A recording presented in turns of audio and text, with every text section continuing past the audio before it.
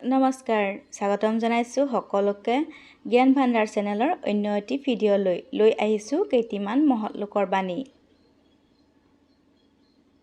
তুমি যদি প্ৰকৃততেই নিজৰ চৰিত্ৰ গঢ়ি জীৱনত সফলতা লাভ কৰিব বিচাৰিছা, তেন্তে দুটা কথাৰ বিচাৰ তুমি সদায়ে কৰিবা।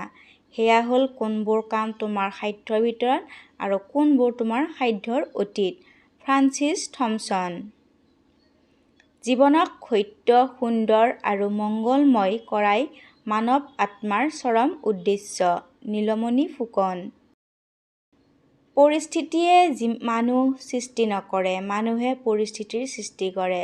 জৱাহৰলাল নেহৰু। অভিজ্ঞতাই ডাঙৰ কিতাপ আৰু জীৱন হৈছে বিদ্যালয়। হেম বৰুৱা। এজন অসৎ লোকৰ লগত ফুৰাতকৈ অকলে ফুৰাই ভাল।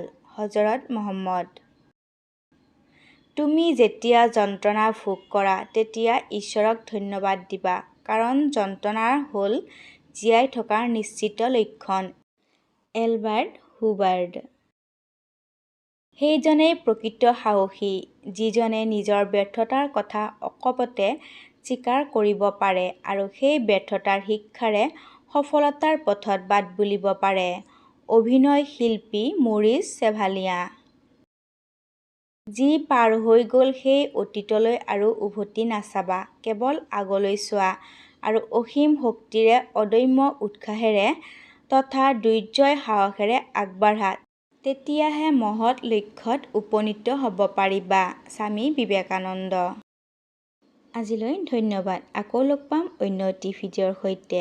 ভিডিঅ'সমূহ শ্বেয়াৰ কৰক আৰু লগতে চেনেলটো ছাবস্ক্ৰাইব কৰক।